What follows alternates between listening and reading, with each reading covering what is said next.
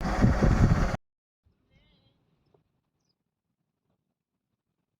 માતા દોસ્તો, હું ઉમેશ ઠક્કર અનલિમિટેડ જલસા ઇન્સ્પેક્ટરથી તમારું સ્વાગત કરી રહ્યો છું। આજે હું એક અદ્ભુત જગ્યામાં આવ્યો છું, જો ઇતિહાસના પન્નામાં ક્યાંક છુપાયેલું છે એવો એક ઇતિહાસ ઉજાગર કરવા માટે આવ્યો છું। તમે જોઈ શકો છો મારા પાછળ સુંદર મજાનો એક તળાવ છે। ગરમી ફૂલ ચાલુ થઈ ગઈ છે, જ્યાં પાણીનું અસ્તિત્વ કચ્છના અંદર પાણી ધીમે ધીમે સુકાઈ જાય છે, ત્યારે પણ અહીંયા કને પાણી ચાલુ છે। અહીંયા કને એક તળાવ આખો ભરેલો છે। હું આજ એવી જગ્યા છું જે ગાંધીધામથી 17 થી 18 કિલોમીટર દૂર છે, ભદ્રેશ્વરથી કંઈક 3 થી 4 કિલોમીટર દૂર છે, અને મુન્દ્રાથી આ કંઈક 27 કિલોમીટર દૂર છે। આ જગ્યાનું અસ્તિત્વ એ છે કે અહીંયા કને પાંડવોની વાત કરું, જે બહુ જૂનવાણી ઇતિહાસ છે। પાંડવો સમયનો અહીંયા કને આ સ્થળ છે, ત્યાં પાંડવોનું મંદિર સ્થાપિત છે। જે તે ટાઈમે જ્યારે પાંડવોને વનવાસ થયો હતો, ચોપટમાં હારી ગયા પછી જ્યારે પાંડવો છુપાવાસમાં હતા, ત્યારે અહીંયા કચ્છમાં થોડાક સમય માટે પણ આ જગ્યા પર એમણે વિહાર કર્યો હતો। તો એક બહુ જૂનવાણી સમયનું મંદિર છે।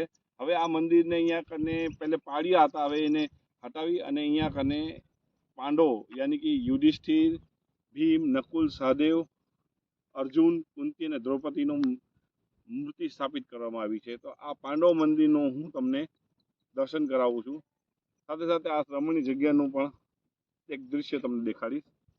તો હાલો હું તમને પાંડવ મંદિરનું દર્શન કરાવું।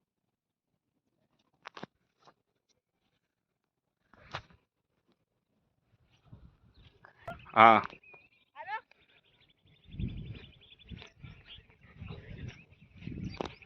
જોઈ શકો છો આ એક લેયર છે, જ્યાં કને હું તમને પાંડવ મંદિરનું દર્શન કરાવીશ। આનું અસ્તિત્વ બહુ જૂનું છે, જ્યાં કે કચ્છનો ઇતિહાસની હવે બતાવવાની જરૂરત નથી। અહીંયા કને શંકર ભગવાનના ગળામાં જે સર્પ છે, વાસુકી સર્પ, એના અવશેષ મળી આવ્યા છે। એટલે આનો ઇતિહાસ, કચ્છનો ઇતિહાસ બતાવવાની કેટલો જૂનવાણી છે એનો અનુમાન ખાલી આપણે લગાવી શકીએ, નિશ્ચિત રૂપે આપણે ન કહી શકીએ। તોય હું પાંડવ મંદિરનું તમને દર્શન કરાવવા જઈ રહ્યો છું।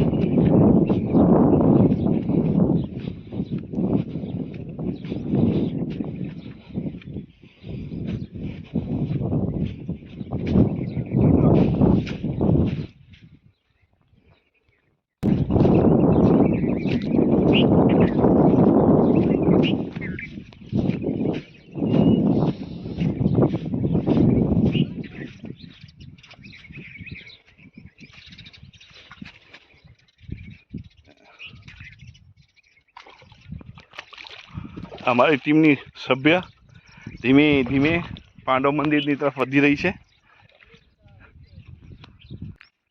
આ પાંડવ મંદિરનો દરવાજો છે, આપણે પાંડવ મંદિરના દર્શન કરીશું।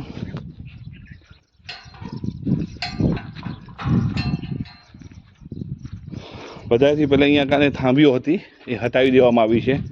હવે આ એક નાની ગુફા જેવી હતી વસ્તુ, હવે એને રિનોવેટિવ કરાવી। અહીંયા કને પહેલે બેઠા છે ગણપતિ દાદા, કહેવામાં આવે છે સ્વયંભૂ ઉપર બેઠેલા છે ગણપતિ દાદાઓની મૂર્તિ। એના સાથે સાથે સામે જ છે હનુમાન દાદા। અહીંયા કને પણ શંકર ભગવાન કે નંદી ભગવાનનું કંઈક અસ્તિત્વ છે। એટલે આપણે હજી પાંડવોના દર્શન કરીશું। મિત્રો, આ છે પાંડવ મંદિર, તમને દેખાડું।